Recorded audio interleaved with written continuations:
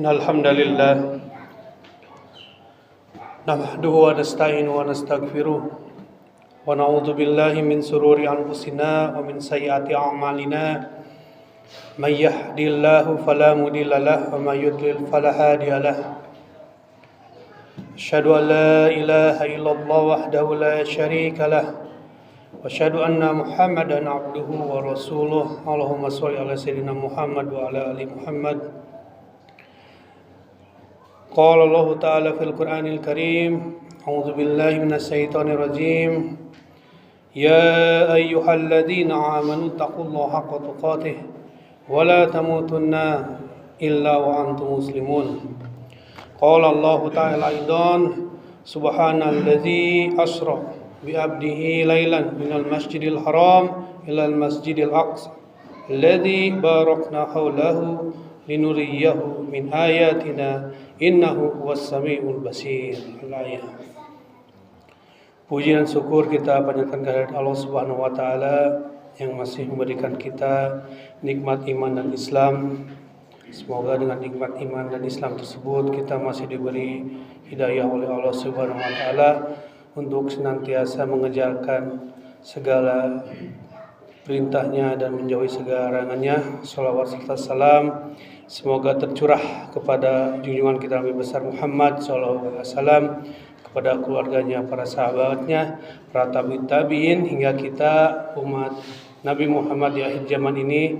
Semoga kita yang berkumpul di masjid yang mulia ini mendapat syafaat dari Rasulullah SAW di akhirat kelak. Amin ya Allah ya Rabbal Alamin.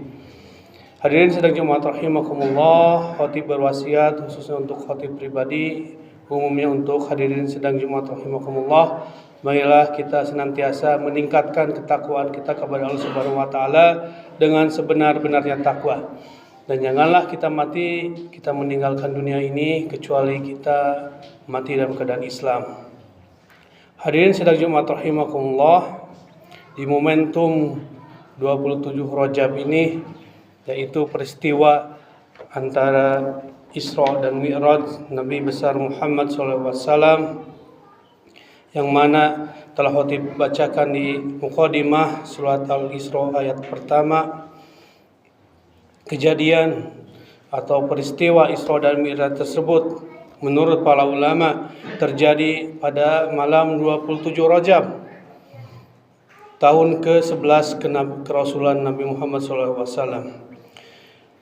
Beliau ketika dimi'rajkan oleh Allah Subhanahu wa taala sedang menginap di saudaranya yaitu Ummi Hani.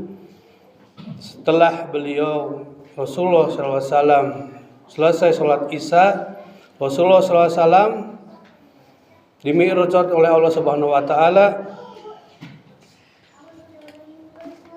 dan kembali lagi subuh di tempat yang sama.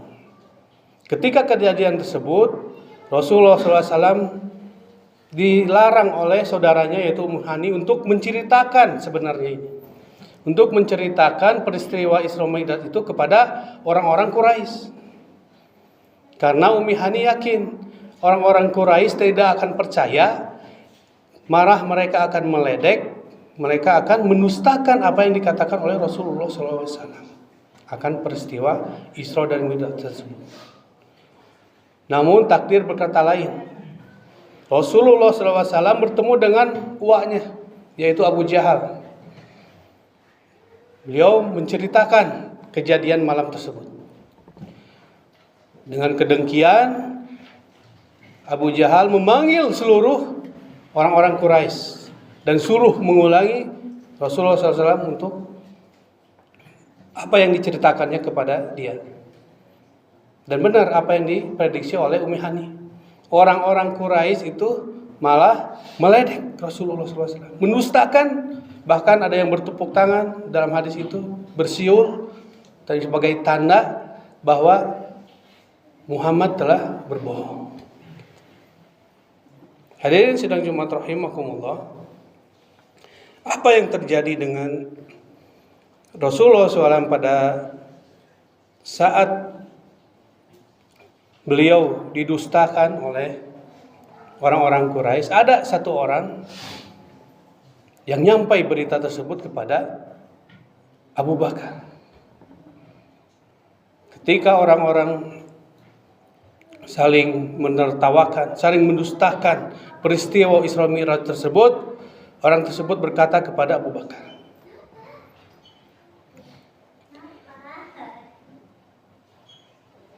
apakah kau percaya apa yang dikatakan oleh Muhammad tentang peristiwa tersebut? Suatu ucapan jawaban yang dikeluarkan oleh Abu Bakar yang akhirnya membuat beliau itu mendapat gelar Asy-Syiddiq, yang membenarkan, yaitu kalau begitu dia yang katakan, dia itu kepada Nabi Muhammad SAW, benarlah yang dia katakan itu. Benarlah apa yang dia katakan itu. Sehingga Abu Bakar pun mendapat gelar Asy-Syiddiq karena membenarkan apa peristiwa Isra dan Mi'raj tersebut. Ketika hampir semua orang di kota Mekah mendustakan apa yang diceritakan oleh wahyu yang diceritakan oleh Nabi Muhammad SAW. Hadirin sidang Jumat rahimakumullah, Nabi Muhammad SAW sebelum sampai ke Sidratul Muntaha, beliau oleh Allah diperjalankan menembus 7 lapisan langit. Di langit pertama, Nabi Muhammad SAW bertemu dengan Nabi Adam. Nabi Rasulullah SAW bersabda, Nabi Adam, beliau sambut aku dengan baik, dan beliau doakan aku dengan baik. Naik ke langit kedua, Nabi Muhammad SAW bertemu dengan 2 orang Nabi yang bersaudara, yaitu Nabi Isa dan Nabi Yahya.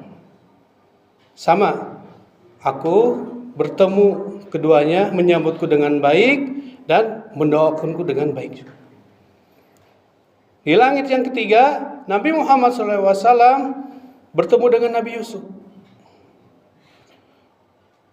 Beliau bersabda, dengan rupanya yang cakap, dia pun menyambutku dengan baik dan mendoakanku dengan baik pula. Di langit yang keempat, Nabi Muhammad SAW bertemu dengan Nabi Idris. Dia pun menyambutku dengan baik dan mendoakanku dengan baik pula. Di langit yang kelima, Nabi Muhammad SAW bertemu dengan Nabi Harun. Dia pun menyambutku dengan baik dan mendoakanku dengan baik juga. Di langit yang keenam, Nabi Muhammad SAW bertemu dengan Nabi Musa. Nah, ini Nabi Musa ini nanti Nabi yang menganjurkan kepada Nabi Muhammad SAW untuk kembali lagi kepada Allah untuk meminta keringanan tentang sholat fardu. Dia menyambutku dengan baik dan dia mendoakanku dengan baik pula. Dan di langit yang terakhir, yang ketujuh, Nabi Muhammad SAW bertemu dengan Nabi Ibrahim. Aku dapati beliau sedang bersandar kepada Baitul Ma'mur dan masuk ke dalamnya untuk sholat bersama 70.000 malaikat setiap hari. Dan bila mereka telah keluar dari dalamnya, mereka tidak kembali lagi. Hadis riwayat Bukhari dan Muslim.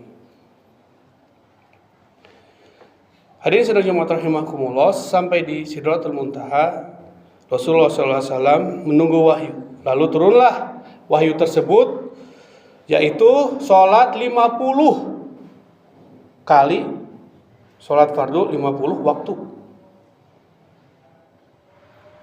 Kemudian atas usul dan belas kasihan dari Nabi Musa, usulnya dari Nabi Musa untuk kepada Allah Subhanahu wa taala, Nabi Muhammad disarankan untuk kembali lagi kepada Allah Subhanahu wa taala dan diterima usulnya tersebut menjadi sholat yang kita kerjakan tiap hari ini, yaitu sholat 5 waktu. Namun pahalanya sama dengan sholat yang di awal tadi, yaitu sholat 50 waktu. Sholat 50 waktu dengan sholat 5 waktu yang kita kerjakan sekarang ini, pahalanya sama di sisi Allah Subhanahu wa taala. Barakallahu li wa lakum.